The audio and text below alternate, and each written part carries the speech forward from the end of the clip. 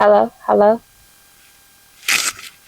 Okay, you guys. I just made a whole video and you guys didn't hear nothing I was saying. So here I go. Bullying tune, I'm speeding, I got the zone. Repeatedly, I deliver while time she can't consume. She messy, I got the broom, she born, I got the boom. Too soft for me, he goes some through it alone. They can't do a boss and I can't do a win. I good to do something to you, he acting now, he a simp. But forever she a temp, I put the P in the pen. Keep asking where you gon' see me, well here you go, it's a glimpse. Hey you guys, it's Lucy and I'm back with another video. Hi, how are you guys doing? I've been gone for a while, a long time actually, because I just been, as you can say, busy. But I made this video basically to just like say hello and I'm back. And also, I got a new microphone and I want to see how it worked and how good it works. So it looks like it's working now. At first, I made the whole video and it wasn't working. But I just wanted to say, you guys, love yourself, okay? Love yourself, love yourself, love yourself. And I'm saying this only because I wasn't myself for months, okay? That's why I'm here, because I wasn't myself for months, and now I feel free. Now I feel like myself, and I just like don't like when I allow myself to be in situations that I'm not comfortable in. So by me not being comfortable in certain situations, I can't be my full self. And I love me. Like I love being happy, you know, in my own space. And then when somebody I love come into my space, it makes me comfortable, and then I can like, I don't know, enjoy that person and just be happy with them. But for some reason lately, it's like I'm happier with myself than in a relationship. Like I haven't met my person yet, and I feel like I haven't met my person yet only because like I can never just be 100% me and just be happy with that. It will be always like a feeling of discomfort. And then like, you know, I just couldn't be my full 100% authentic self. But I do believe that situations teach you like what you want and what you don't want in situations. And now I really do believe like in dating for a while before into relationship. And I say this because like I knew of the person, this person I was talking to, I knew of him for over a year, like a year and a half, 2 years, I would say. And he was a good person. Like he was a really sweet person. He still is a good person. It's just that the relationship got really toxic. Like when I mean really, I mean too toxic for me. Like I never been in a situation like that, to that extreme of toxicity. And it didn't start off like that. It did not start off like that. Well, actually, I probably been in one situation that was kind of worse.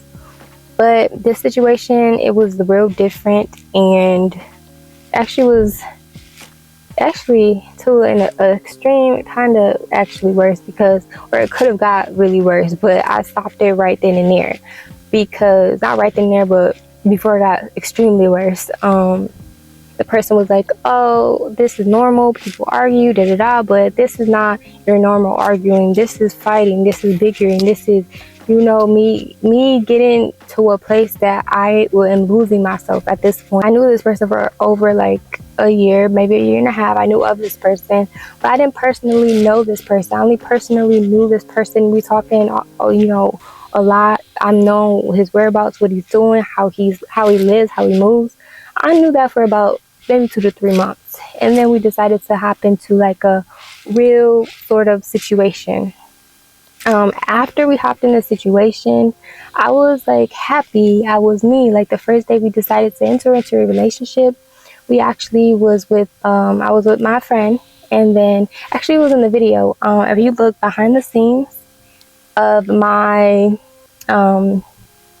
video with Munch Lauren, go check that out. I did a behind the scenes video, and that was the person in that video was the person I was dealing with. You didn't see him, but you heard him. No, I'm gonna just say this right now. I told him that we were gonna be cool. I'm not really talking down on him in this video. I'm talking down on the relationship, because it is not something I was happy in, and I did address this maybe 2 months before this video. So just airing it out. I just want you guys just to know what you want, and I also want you guys to figure out who the person is, like 100% before you do decide to, okay, I can deal with this, I can deal with that. But in reality, you're really not going to know a person 100%, but you will know them to the extent that I can handle this or I can't handle that. I want you guys also to pay attention to toxic traits. Like, I'm not gonna say I'm not toxic, because I am. I have toxic traits. But when you have a person that tops your toxic, you think that's gonna work out? Like, I'm so serious. Like, I have my toxic traits. I know my problems and I know what I have to deal with, which I decided to just take a break, breathe, and deal with my issues. I did decide to do that with myself, but within the relationship, I just want you guys to look at the signs. I would say this person was controlling. I did not know this in the beginning. Let me tell you, to the extreme of how the controlling, what degree it went to, or it came to for me to just bag away from the situation. So it got to the point where every time my phone would ring, he would be looking over my shoulder, asking me, "Oh, who's texting you? Who's doing that? Who's that and that?" I have brothers. I have a mom. I have a son. So I'm getting updates. I'm getting text messages here and there. It's not all the time, but every time my phone dings, and I was looking for a job, like all type of stuff. Every time my phone dings, which it wasn't dinging a lot, every time it dinged, he would look at me. Hold up, a car is coming by. Just 1 second. Every time my phone would ding, he would look at me, take my phone, and look at my phone. I'm like, oh, it's my mom, it's my brother, like this and that. It got to the point where if I would say it's my brother, it's my mom, he would want to look at the message and make sure that's who I said it is. So I let him see them. I'm like, okay, cool. But it got to the point where it was getting uncomfortable, because we're getting in arguments, right? He would take my phone and look at the messages of me and my brother, personal messages of me and my brother, and me and my mom. He would look at those messages if he thinks I'm talking about him. And I'm like, do not look at my personal messages. Like, you overstepping the boundary. This is my family. You know what we're talking about. I don't want you in our messages. If I say this is who it is and I show you who it is, don't go through my messages. He made up a lie. Listen. So I made sure the message was he couldn't see the message or whatever. And I had my mom messages on silent, which means the notifications can't pop up as she was to message me, right? I caught him in a lie because I said, okay. I'm like, he knew what the message said. And I said, how do you know what the message said? I don't know if it was my mom's or my friend's, because she wanted to hang out. So, I'm like, okay, we can hang out. He ended up seeing this message. Now, the message, I had already seen it, and I texted and replied to it, and then he had my phone, and then I was like, how did you know? Because he had brought it up or whatever, we were talking about it. I said, how did you know that what she said about whatever? He was like, oh, because it popped up. His excuse was, it always popped up on my notifications. I'm like, well, that's weird, because before it could be a notification, I already seen the message. So, lie again. It was little white lies always being told in the relationship. Too controlling. I couldn't go out. I couldn't look too cute. If I would go to work, I remember there was this time I'd be like, I gotta go to work, or I was literally 10, 20 minutes late coming home from work. I work in the healthcare field. If I have to stay at work to finish a report or something, I have to stay at work and finish a report. I can't just leave my patients not dealt with. You know what I'm saying? He was he would make a big deal about me leaving work 20 minutes late. He was clocking my times. I couldn't go out. He was looking through my personal messages.